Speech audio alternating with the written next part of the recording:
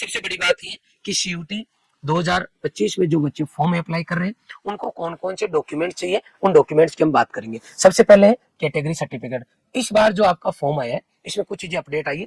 तो इसमें एक तो यह नहीं आया कि कितने महीने जो है पुराना होना चाहिए, कितने साल ओल्ड होना चाहिए आपका कैटेगरी सर्टिफिकेट। तो पहला केस तो ये हो गया कि पुराना या नए से कोई लेना देना नहीं है। नंबर 2, क्या ये चाहिए? तो बिल्कुल चाहिए। तो आपके पास कैटेगरी सर्टिफिकेट है या नहीं है, तो ये फॉर्म भरते हुए पूछ रहे यस और नो। अगर आपके पास है तो आप उसकी डिटेल फुलफिल कर दो, जो डिटेल मांग रहे हैं, जैसे उसके रजिस्ट्रेशन नंबर है, इसके अलावा कहाँ से ऑथराइज्ड है वो डाल दो। अगर आपके पास नहीं है तो आप नो को क्लिक करो। नो को क्लिक करोगे तो आपसे वो ये पूछेंगे कि आपने कहीं अप्लाई किया। तो आपने मान लो अप्लाई किया लेकिन बना नहीं है, तो उसकी रिसीट जो नंबर है वो आपको यहाँ पे डालना है। इसका मतलब है कैटेगरी सर्टिफिकेट आपके पास है तो आप अपलोड कर दो, नहीं है अप्लाई कर रखा है तो उसके जो है रिसीट नंबर आपको अपलोड करना है। अब यहाँ जानने वाली बात यह है कि देखो, जनरल का कोई बच्चा है उसको नहीं चाहिए, एससी एसटी का कोई भी बच्चा है कितना भी पुराना चल जाता है। अगर ओबीसी का बच्चा है तो आपको ध्यान रखना है, ओबीसी में 2 कैटेगरी आती है, तो उसके अंदर अपन उनकी बात करें। सबसे पहले स्टेट और सेंट्रल। तो सबसे पहले बात तो यह है कि आपको जो सर्टिफिकेट जिनका बनता है ओबीसी का, उसको सेंट्रल वाला बनवाना है। पहली बात तो ये ध्यान रखना, आपको स्टेट सर्टिफिकेट नहीं चलता। अभी आपके पास जो भी है डाल सकते हो, लेकिन आपको नया जो अप्लाई कर रहे हो वो आपको सेंट्रल का बनवाना है, पहला केस। दूसरा केस, कहीं ऐसी कास्ट है जो क्या है स्टेट के अंदर तो जो है वो जो है ओबीसी में है, लेकिन सेंट्रल की अगर लिस्ट देखो तो ओबीसी में नहीं है, जनरल में आते हैं। तो आपको वेबसाइट पे जाके चेक कर लेना है कि आप जो है ओबीसी की जो लिस्ट है सेंट्रल की उसमें आते हो, तो आपको जो है इसमें ओबीसी करना है, अदरवाइज आपको जनरल करना है।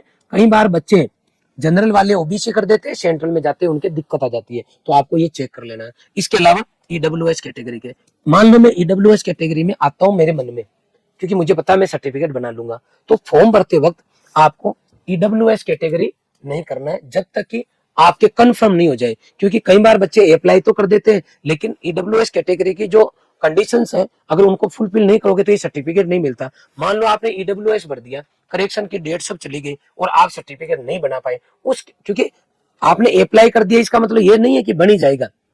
तो ईडब्ल्यूएस वालों को ध्यान रखना विशेष तौर पे। तो उसका मतलब है आप घर वालों से कंफर्म कर ले या फिर आप वेट कर ले, आपका तो जब बन जाए तो ईडब्ल्यूएस बनना, अदरवाइज जनरल से फॉर्म भर देना। साफ सुथरे शब्दों में बोल रहा हूँ, क्योंकि हर साल 5-7 बच्चे ऐसे होते हैं जो इस तरह की लापरवाही करते हैं बेटा। वो कि मेरे मामा जी से बात हो गई थी और मामा जी ने कहा था कि मैं करवा दूंगा, मेरे इस बार एसडीएम साहब जानकार है, कलेक्टर साहब, और फिर पता चला कि वो तो बना ही नहीं है, ताऊ जी ने बोल दिया, फिर ऐसे कर करा के उस बच्चे की जिंदगी खराब हो जाती है। क्योंकि आपके अच्छे नंबर आने के बाद में भी आपको कॉलेज तभी मिलेगी जब आप उस कैटेगरी के अंदर सिलेक्ट हो। ईडब्ल्यूएस है तो ईडब्ल्यूएस का सर्टिफिकेट चाहिए बेटा, अदरवाइज जनरल भर देना। अब देखो, अपार आईडी में भी फॉर्म भरते वक्त यस और नो पूछा जा रहा है, तो अगर यस है तो यस कर दो, नो है तो नो कर दो, ये कोई कंपलसरी नहीं है। कैसे बनती है या डिजी लॉकर पे जाके बच्चा आराम से बना सकता है।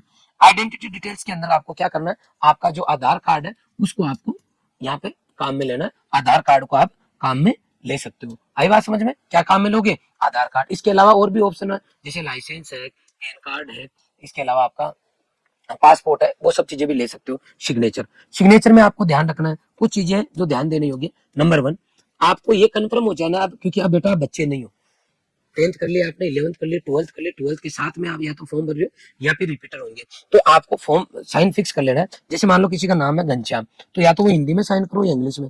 जेल सर अगर आप होते तो क्या करते? तो मैं इंग्लिश में करता। अभी बात समझ में? अब इंग्लिश में भी करता तो मेरे 3-4 तरीके के साइन कर सकता हूँ, गिरधारी लाल कुमावत, गिरधारी लाल गिरधारी। तो मुझे आज ये तय कर लेना है कि मुझे क्या करना है। तो जैसे मान लो फॉर एग्जाम्पल मैं ये चाहता हूँ कि यार मैं गिरधारी लिखूंगा और मैं मेरे साइन ऐसे करूंगा, मान लो, तो आप मुझे 4-5 बार प्रैक्टिस कर लेना है, हर बार यही करना है। किस लिए हम मैं क्यों बोल रहे हो? क्योंकि बच्चे गलती करते हैं। क्या गलती करते हैं? यहाँ तो फिर गिरधारी, दूसरे में किया जेट वाले में किया गिरधारी लाल कुमावत, और किसी में किया केवल गिरधारी लाल। 3 फॉर्म भरे मान लो अलग अलग, तीनों में अलग अलग। जब एग्जामिनेशन सेंटर पे चले गए, हॉल में बैठ गए और वो आए गए आपका एग्जामिनर की साइन कर दो बेटा, तो वो साइन मिसमैच होंगे या वापस ही ना जाएगा। मैंने कौन सा कई ऐसे बच्चे मैंने देखे हैं जो यहाँ पे बेटा टाइम खराब कर लेते हैं। इसका मतलब आज से फिक्स कर लेना है कि कौन सा साइन आपको करना है।